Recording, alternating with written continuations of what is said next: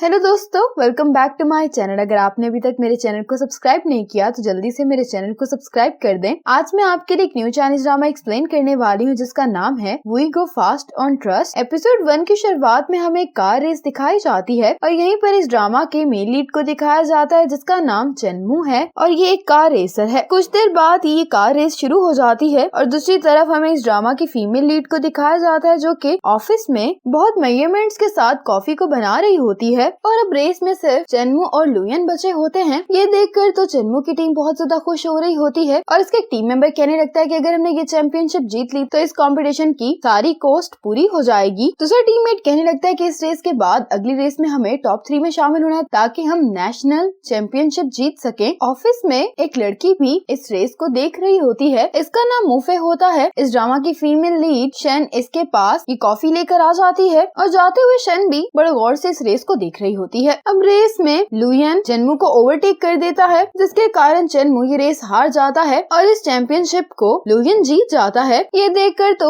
चेनमू की पूरी टीम ही डिसअपॉइंट दिखाई दे रही होती है। इसके टीममेट्स कह रहे होते हैं कि इसने तुम्हें जानबूझकर पीछे करने के लिए तुमसे टक्कर की है, इसलिए हम अपील कर सकते हैं। तो चेनमू कहने लगता है कि इसकी कोई जरूरत नहीं क्योंकि इस तरह के केस में ये डिसाइड करना बहुत मुश्किल होता है कि जानबूझकर किया गया या खुद ब खुद हो गया है और कहता है कि मेरी परफॉर्मेंस इस दफा अच्छी नहीं थी लेकिन अगली रेस में मैं इसको जीतने नहीं दूंगा। वापस आने के बाद चेनमू के सभी टीममेट्स का मूड बहुत ज्यादा ऑफ होता है। चेनमू इनके लिए नूडल्स बनाता है, उनको चीयर करने की कोशिश कर रहा होता है। अपने रूम में आने के बाद चेनमू एक हेलमेट को देख रहा होता है। इसको याद आने लगता है कि ये एक रेसर जिसका नाम जुआन होता है उसे कह रहा होता है कि मैं भी एक दिन आपकी तरह बहुत अच्छा रेसर बनना चाहता हूँ। ये इसको बड़ी रेस में पार्टिसिपेट करने के लिए इनकरेज करता है। तो चेनमू भी कहता है कि मैं उस रेस को जीत कर आपका हेलमेट जरूर ले लूंगा, लेकिन इस बात को याद करके चेनमू अब अपसेट दिखाई दे रहा होता है। इतने में यंग इसके पास आता है। ये आज की चैंपियनशिप की अवार्ड सेरेमनी देख रहा होता है। यंग इसको बंद कर देता है। यंग कहने लगता है कि अगर चंद साल पहले चंचुन वाला हादसा नहीं होता तो तुम कभी भी अपने 2 साल जाया नहीं करते। अगर तुमने रूफिंग ना छोड़ी होती तो आज तुम सुपर ग्रैंड प्रिक्स में बड़ी आसानी से पार्टिसिपेट करने वाले कार रेसर बन जाते। इसकी बात सुनकर चेनमू हंसने लगता है। अब शन ऑफिस में काम कर रही होती है। इतने में यहाँ पर नेजिया आती है और इनको चेकिंग करने के लिए टेक सेंटर जाने के लिए कह रही होती है। ये सुनते ही शन कहती है कि मुझे आज के लिए लीव चाहिए। तो नेजिया कहती है कि जब भी टेक सेंटर जाने की बात होती है तो तुम लीव ले लेती हो, लेकिन नेजिया कहती है कि इस दफा तुम्हें लीव नहीं मिलेगी। तो शन दूसरा टास्क एक्सेप्ट कर लेती है। इसकी कोलीग्स कहने लगती हैं कि ये काम तो टेक सेंटर जाने से भी ज्यादा मुश्किल है क्योंकि इस लड़के को डील करना बहुत ही मुश्किल है। ये कहता है कि इसका कॉन्ट्रैक्ट गुम हो गया और इसके पास पैसे भी नहीं है। दूसरी कोलीग बताती है कि ये मिस मूफी का अपना ही भाई है, लेकिन शन इनकी बातों पर ध्यान नहीं देती। दूसरी तरफ चेनमू अपने सभी दोस्तों से कह रहा होता है कि हमें ये जगह साफ कर लेनी चाहिए क्योंकि कुछ देर बाद शुगोंग की ब्लाइंड डेट यहाँ पर आने वाली है। इतने में शन यहाँ पर आ जाती है जिसको देखकर चेनमू का दोस्त कहने लगता है कि ये लड़की इतनी बुरी नहीं है। अब शुगोंग के सभी दोस्त इसको शन के पास जाने के लिए कहते हैं। शुगोंग कहता है कि मैं इस शॉप का ऑनर हूँ। शन कहती है कि मैं यहाँ पर 20,000 यॉन लेने के लिए आई हूँ जो आपने हमारी कंपनी से उधार लिए हुए हैं। ये सुनते शुगोंग कहता है कि मैं यहाँ का ऑनर नहीं हूँ, एक गलतफहमी हो गई है। अब शन चेनमू को इन सभी पैसों की डिटेल्स की फाइल देती है जिसको देखकर चेनमू को अपनी बहन पर गुस्सा आ रहा होता है कि इस बात को 2 साल गुजर गए हैं। चेनमू कहते हैं कि मेरे पास सिर्फ जिंदगी है, पैसे नहीं है, तुम ये बात जाकर मिस मूफी को बता देना। तो शन कहती है कि हमें आपकी जिंदगी नहीं बल्कि पैसे चाहिए। चेनमू कहता है कि मेरी बात मानो, तुम आराम से यहाँ से चली जाओ क्योंकि पहले भी एक लड़की आई थी जो यहाँ पर पूरा हफ्ता रुकी थी और इसके बाद रोते हुए रिजाइन करके चली गई थी। शन कहती है कि मैं कोई यंग लड़की नहीं इसलिए मैं नहीं रहूंगी। तो चेनमू कहते हैं कि ठीक है, जो तुम्हें अच्छा लगे वही करो। और फिर शन इनकी शॉप में जो चीजें पड़ी होती हैं उसको डायरी में लिखने लगती है। चेनमू से पूछने के लिए आता है कि तुम डायरी में क्या लिख रही हो और साथ ही यहाँ पर अपने दोस्तों के साथ लुयन आ जाता है। इसको देखने के बाद चेनमू अपने सभी दोस्तों के साथ बाहर आ जाता है। लुयन कहता है कि मैं यहाँ पर अपनी कार को मॉडिफाई करवाने के लिए आया हूँ। चेनमू कहता है कि मैं इस काम के 80,000 यॉन लूंगा। लुयन कहता है कि तुम इतना ज्यादा चार्ज क्यों कर रहे हो। चेनमू कहता है क्योंकि तुम मेरे पास ये काम इसलिए करवाने के लिए आए हो क्योंकि तुम्हें मेरा ये काम करना अच्छा लगता है। लुयन कहता है कि तुम बिल्कुल ठीक कह रहे हो, फिर इस बार भी ये काम तुम्हें ही करना होगा। चेनमू कहते हैं कि ठीक है, फिर हमारी डील डन हो गई है। लुयन कहता है कि अब हम यहाँ पर आ ही गए हैं तो क्यों ना एक रेस लगाते हैं, अगर तुम इस रेस में जीत गए तो मैं फौरन तुम्हें ये पेमेंट कर दूंगा। शन भी ये सब कुछ बड़े गौर से देख रही होती है। चेनमू कहता है कि मैं तुम्हारे साथ रेस लगाने के लिए तैयार हूँ, लेकिन तुम्हें अपनी रेस की प्रैक्टिस करने के लिए मुझे अलग से 20,000 यॉन देने होंगे। लुयन कहता है कि अगर तुम हार गए तो चेनमू कहता है कि अगर मैं ये रेस हार गया तो मैं तुम्हारी कार को फ्री में मॉडिफाई करके दूंगा। इसके लिए लुयन मान जाता है। अब ये लोग रेस शुरू करने वाले होते होते हैं। इनको यहाँ पर देखकर चेन भी आ जाती है और इनसे यही कह रही होती है कि अगर तुम लोग बिजी हो तो मैं किसी और दिन आ जाऊंगी। और रेस पर नजर रखने के लिए लुयन शेन को चुनता है। चेनमो भी शेन का हाथ पकड़कर इसको यहाँ पर लेकर आता है। शेन से पूछती है कि तुम क्या कर रहे हो, तो कहता है कि तुम यहाँ पर पैसे लेने के लिए आई हो ना, तो पैसे कमाना इतना आसान नहीं है और कहने लगता है कि तुम्हें इस प्लेटफॉर्म पर खड़े होना होगा और जब तुम देखोगे कि रेस फिनिश हो गई है तो तुम्हें इस फ्लैग को नीचे गिरा देना है। शेन तो ये काम नहीं करना चाह रही होती तो चेनमो कहता है कि अगर मैं हार गया तो फिर तुम्हें भी कुछ नहीं मिलेगा। अब शेन भी ऐसा करने के लिए तैयार हो जाती है, लेकिन चेनमो के